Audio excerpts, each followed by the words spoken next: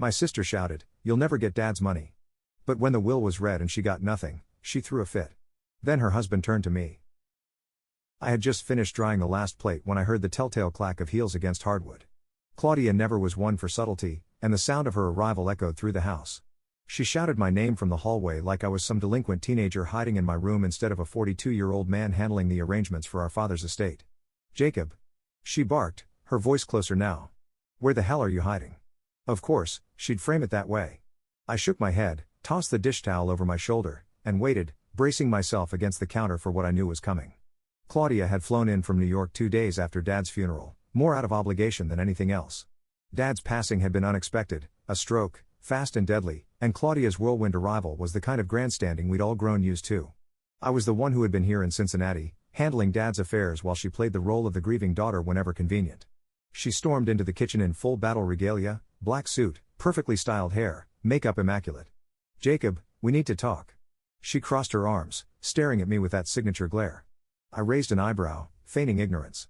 "About what?" she scoffed, rolling her eyes. "Oh, don't play dumb. I'm talking about the will, Jacob.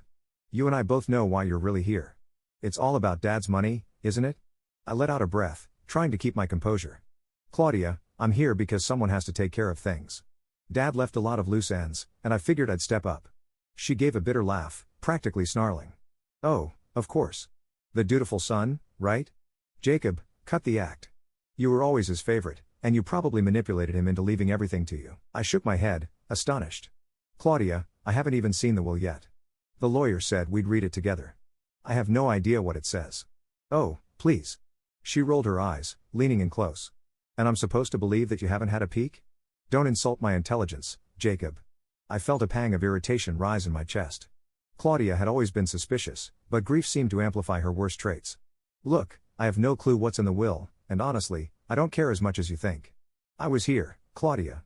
I stayed in Cincinnati to help Dad with the business, to be there for him when he needed it. I'm not the one who ran off to New York, showing up once every 5 years with some excuse about work." She flinched, but her defiance quickly returned. "You think you're so righteous, don't you? Just because you were here doesn't mean you're entitled to everything. I gave up my time, too. I was building my career. I couldn't just drop everything because Dad wanted me to follow in his dusty footsteps." I shook my head. "This isn't about entitlement. Dad's gone, Claudia. We need to focus on honoring his wishes, whatever they may be." She laughed again, colder this time. "Honor his wishes? Please. You're just waiting to collect." With that, she stormed out of the kitchen, her heels clicking like gunfire against the hardwood. I was left standing there, feeling that familiar, sinking feeling in my gut. Claudia and I had never been close, but I'd held out hope, however slim, that maybe we could put our differences aside now that Dad was gone. But it seemed like things were only going to get worse. 2 days later, we sat across from each other in the cramped office of Dad's lawyer, Mr. Archer. The room smelled faintly of musty books and stale coffee, and I couldn't shake the feeling that Mr. Archer had seen more family fights over wills than any man should. He was an older gentleman with a weary expression, his silver hair combed neatly back. He looked at us both with a professional detachment, as if he were bracing himself for an inevitable explosion. Claudia sat beside her husband, Liam, who looked about as uncomfortable as I felt. He kept shifting in his seat, glancing at his watch, and throwing me an occasional sympathetic look.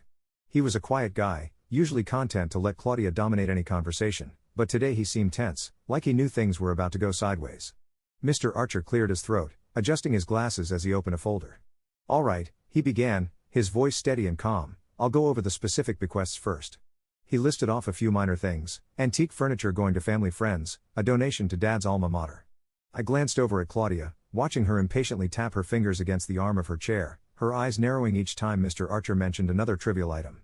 Then, Mr. Archer took a breath, glancing over at Claudia before he continued. "To my son, Jacob, I leave my business, all properties associated with it, and the funds required to continue its operation. It was his dedication and hard work that allowed it to thrive, and I trust he will continue to honor my legacy." My stomach dropped as the weight of those words settled in.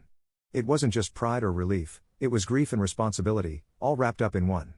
I looked at Claudia, whose face had gone from pale to nearly crimson. She looked like she was about to explode.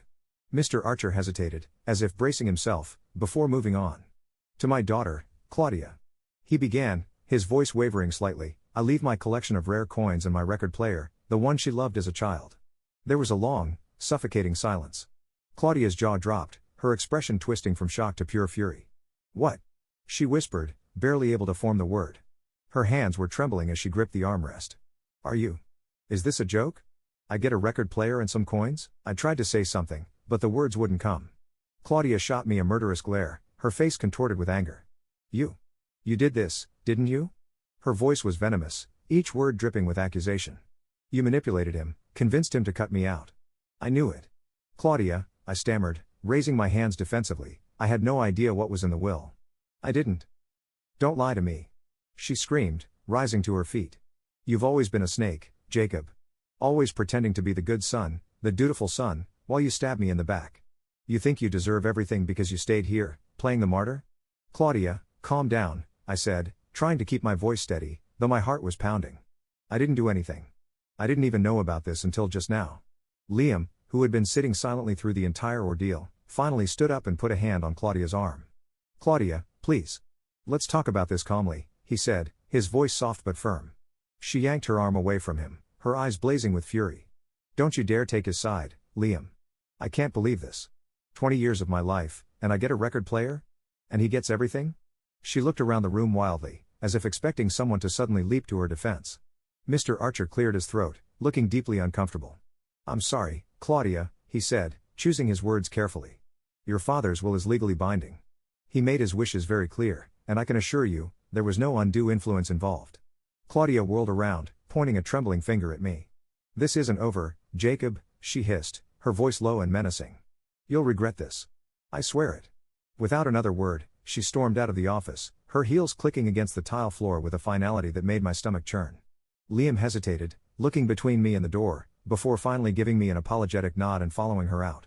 Over the next few weeks, Claudia's fury went from simmering to a full boil. She hired a lawyer, determined to contest the will, even though Mr. Archer had assured us it was airtight. She began spreading rumors around town, accusing me of manipulating Dad in his final days.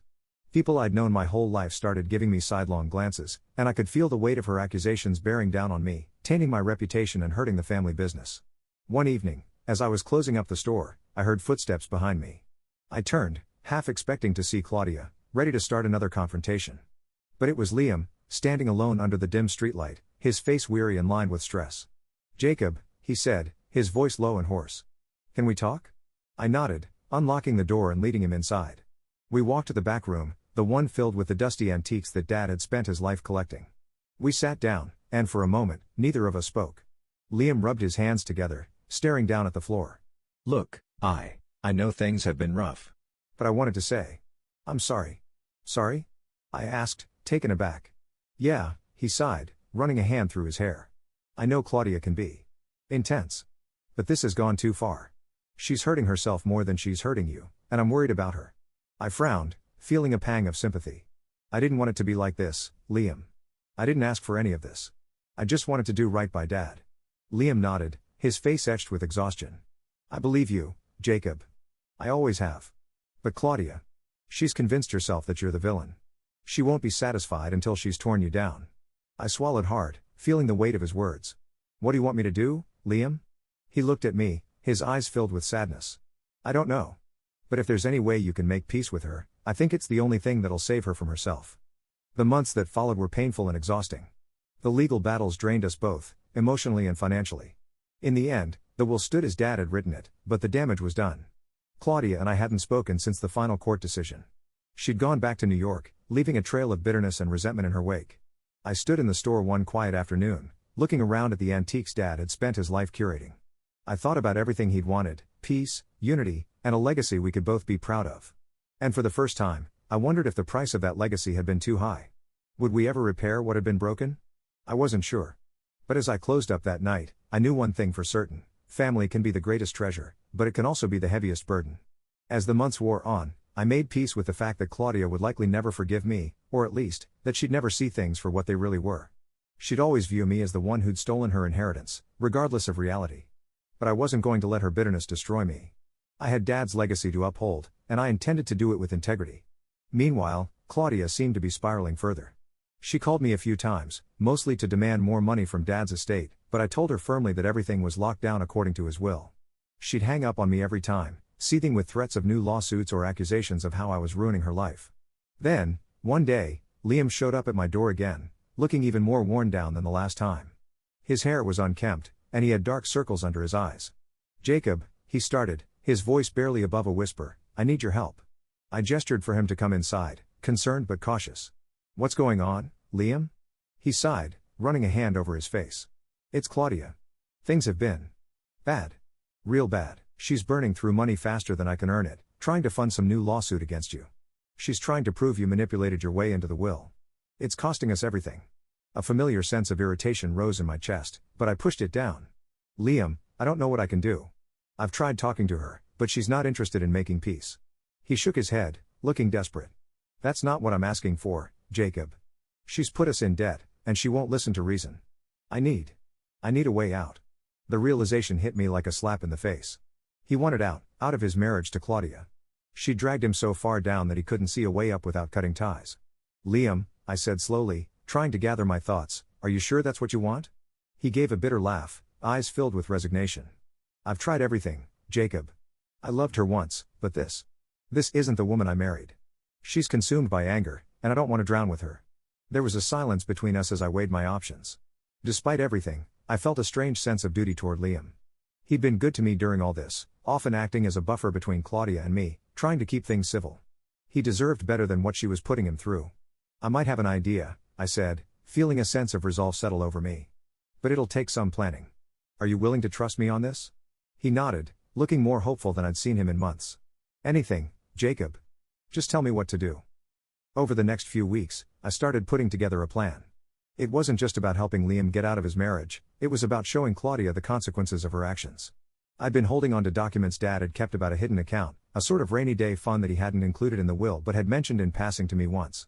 I knew he'd trusted me to use it wisely. Claudia had spent years claiming she'd been cut off, that Dad had unfairly denied her any substantial inheritance. But the truth was, she'd squandered every financial gift he'd ever given her, racking up debts and refusing to acknowledge the support she'd already received. So I decided to let her have a taste of what she thought she wanted. I transferred a modest amount into a new bank account under her name, one that would cover her debts but not much more. Then I mailed her a simple note, written in Dad's handwriting. He'd kept a trove of signed blank stationery, and I had no qualms using it for this. A few days later, Claudia called, her voice dripping with an odd mix of suspicion and desperation. "Jacob," she snapped, "I got this letter. It's from Dad's estate, claiming there's a separate account he left in my name. What the hell is going on?" I played it cool. "I'm as surprised as you are. Dad had a lot of accounts and paperwork. Maybe this was his way of giving you something without making it official in the will. Either way, it's yours." There was a long pause, and I could practically feel her calculating on the other end of the line. "How much is in it?" she demanded. "Enough to cover your outstanding debts," I replied smoothly.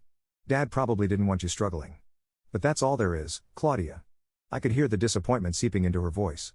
"You're lying. This has to be some kind of trick. What else are you hiding, Jacob?" I sighed, feigning exasperation. "Nothing, Claudia. You got what was left for you. If that's not enough, I don't know what to tell you." She hung up without another word, but I knew that this small inheritance would throw her off kilter, making her rethink her constant attacks on me. She'd finally received the extra she thought she was entitled to, and she had no grounds left to contest the will. A week later, Liam came back to see me, looking healthier, more hopeful.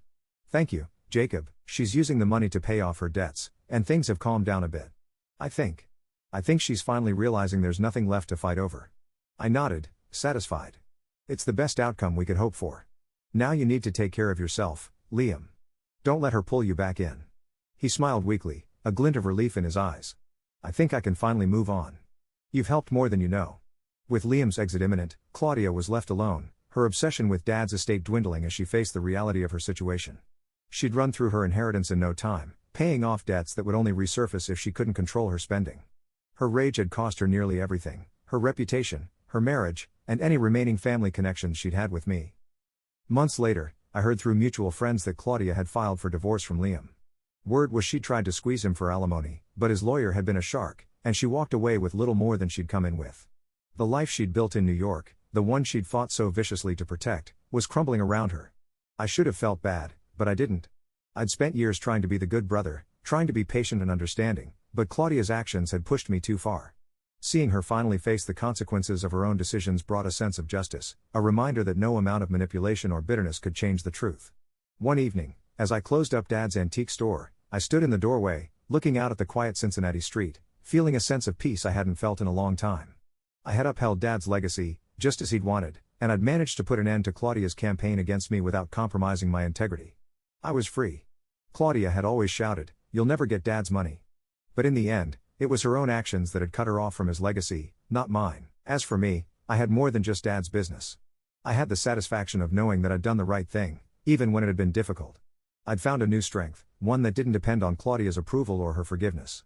And with that, I closed the door on the past, ready to move forward, knowing that some battles are best won by simply walking away.